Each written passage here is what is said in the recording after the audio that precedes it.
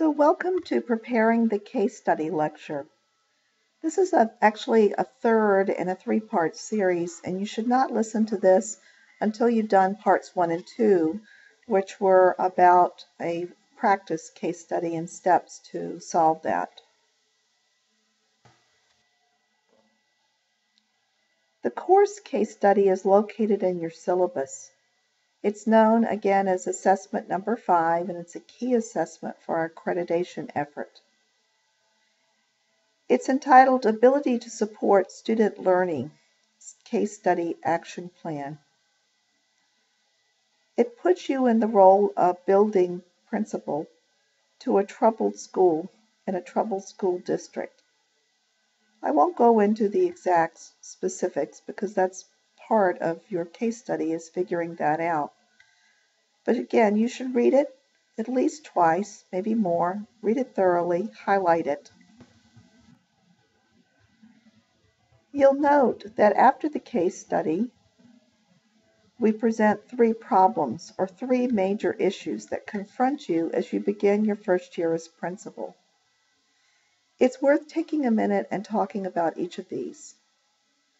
Number 1, what will you do to motivate your teachers to change their ways to infuse new teaching strategies into their classrooms, and how will you implement a professional growth plan for them? So this is about communicating with your internal publics, your internal stakeholders.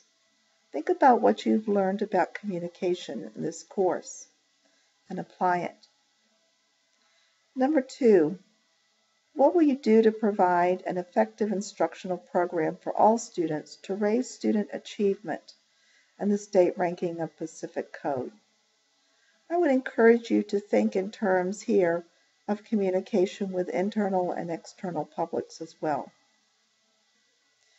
Number 3, what will you do to encourage teachers to collaborate with families and other community members in order to respond to diverse community interests and needs and develop support for the school within the community? So this is about that two-way flow of information that we've been discussing most of the semester. These are our 3 issues. There were actually 6 questions that you need to answer in your response. Let's review them. I've added the underlining to help you focus.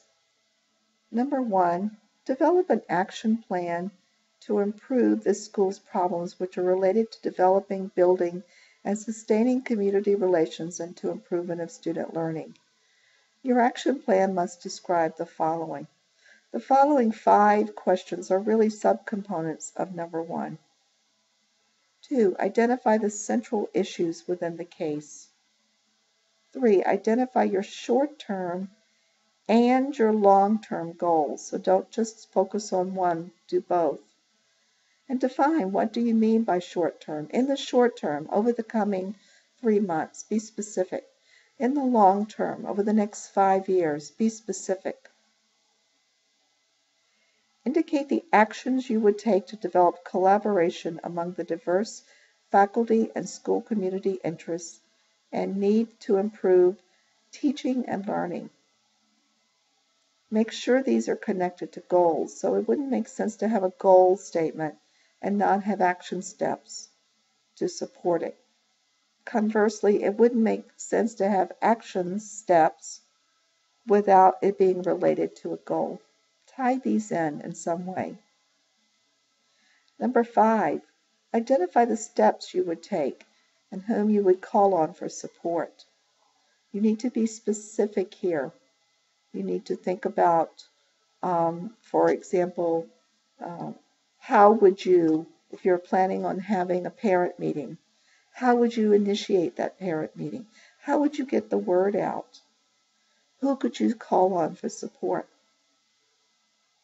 Number 6, explain how you would evaluate the success of your initiative. So think about what we've talked about evaluating PR programs in quantifiable ways. quantifiable, or in terms of qualitative ways.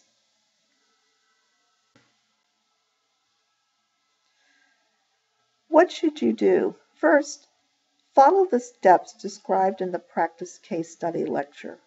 Many of you may be tempted to skip this because it's a very long, complicated set of steps, and yet I can guarantee you if you follow them, you will produce a better case study write-up.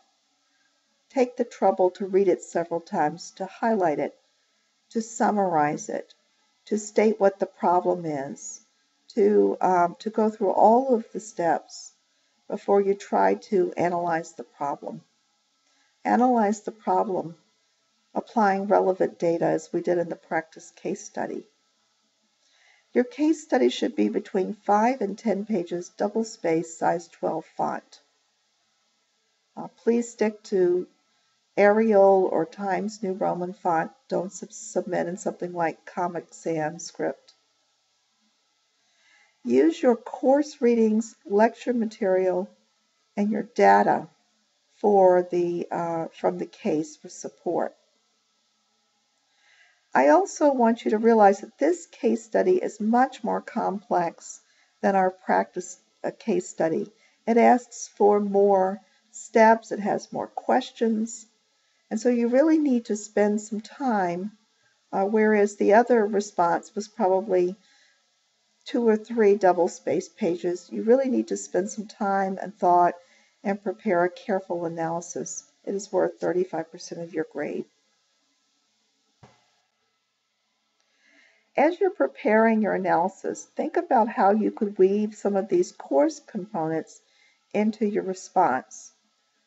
We have talked about, for the Austrians or for the U.S. students, we may have yet to still talk about some of these, but we will get to them. The importance of school communication. How to identify and manage community power structures. People with power both hidden and not so hidden. We've talked about research methods to gather information. You've done some reading about those methods, and you've actually used interviews for your qualitative study analysis. How to present issues. How to communicate with your stakeholders internally and externally. How to manage crisis situations. What types of communication channels, radio, web, others that might be available for you. And ways to evaluate communication plans. It's not that you have to integrate every one of these, but there should be evidence of a number of them in your case study. Embedded in your syllabus is also a rubric that will be used for assessment. You should take time to familiarize yourself with this rubric. You can see that there are 3 columns that indicate unacceptable, acceptable, and target. You're going for the target or the highest score. The following components should be considered for assessment, and so you should consider as you're writing. Did you describe actions that would be taken to mobilize diverse cultural, social, and intellectual resources within the school community? Did you talk about the need to establish trust and support among stakeholders? Did you provide strategies for building positive relationships with families and caregivers? Did you talk about what specific actions you will take in order to develop a positive school culture and implement an appropriate instructional program and professional development plan? Did you talk about a plan to encourage collaboration, to develop support for the school that recognizes the needs of faculty and community? Did you understand that perspectives and desires of faculty and community members were clearly articulated in your action plan? Did you identify any points of difference? Did you write about specific strategies to achieve desired goals? Was your paper logical? Did it flow systematically? Are the connections between your strategies and goals clear? So if you wrote, for example, that one of your goals is to improve collaboration between the school and family, do you have a set of steps for how you were going to do that and how you would measure the outcome? Indicators of success are clearly described. How do you measure that? What is successful? Means of judging attainment of goals is appropriate. And are alternative explanations considered the way it was in the practice? So what else could be going on here? What could we encounter, for example, when we tried to be proactive?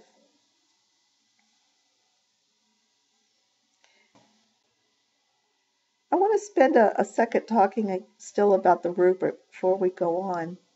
It's it's a good idea when you have written your case study to lay the rubric down against your case study and score it yourself and see where your score will come in.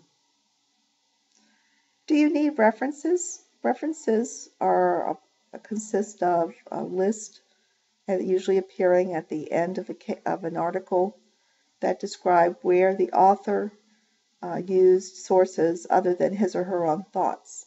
And the answer to that is yes and no. You don't need to develop a bibliography or reference list per se.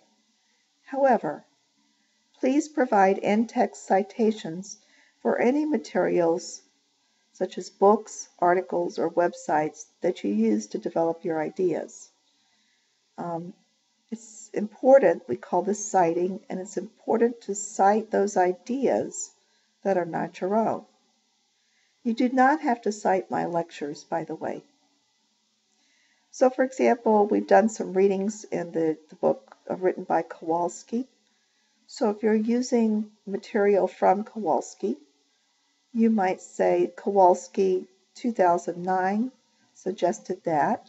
For those of you who are not familiar with APA, that's called a parenthetical citation, and you put the author.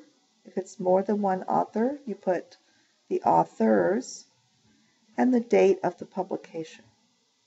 So, for example, Kowalski 2009 suggested that, and whatever. Now you should be well prepared to do the case study. The rest of this module is to give you time to think and reflect and read and write up your case study. Once you've done so, please upload it to Blackboard. If you have questions in the meantime, please email me, and I will also be happy to Skype with you.